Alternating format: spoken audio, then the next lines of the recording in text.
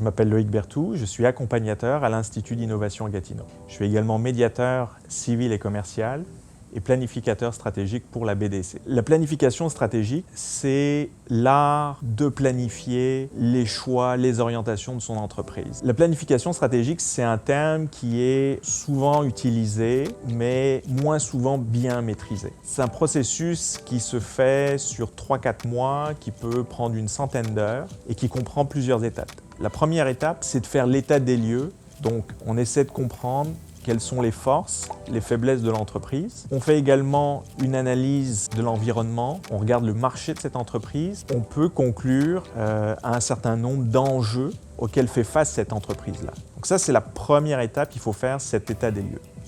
Lorsqu'on a fait cet état des lieux, on va définir quelles sont les grandes orientations à prendre. Et ça, on le fait en fonction des différents axes de croissance qui sont définis par les opportunités. Et on fait la sélection des priorités en fonction de la mission et de la vision que l'entreprise s'est fixée. À ce moment-là, on peut avoir un document qui s'appelle la carte stratégique qui va être partagé au sein de l'équipe de direction et qui va servir de tableau de bord. Il y a également un autre outil qui est le plan d'action, qui lui est beaucoup plus opérationnel, plus micro et qui peut s'étaler sur une période de 12 mois. Et on fixe les objectifs pour chacune des fonctions de l'entreprise et l'ensemble va faire l'objet d'un document qui va servir d'outil pour toute l'entreprise. Pour les entreprises en démarrage, c'est important de se concentrer au départ sur la pertinence de l'idée, du concept, de bien voir s'il y a un besoin dans le marché et si le produit ou le service de l'entreprise répond à ce besoin. Si on prend une PME qui est en forte croissance, sa problématique,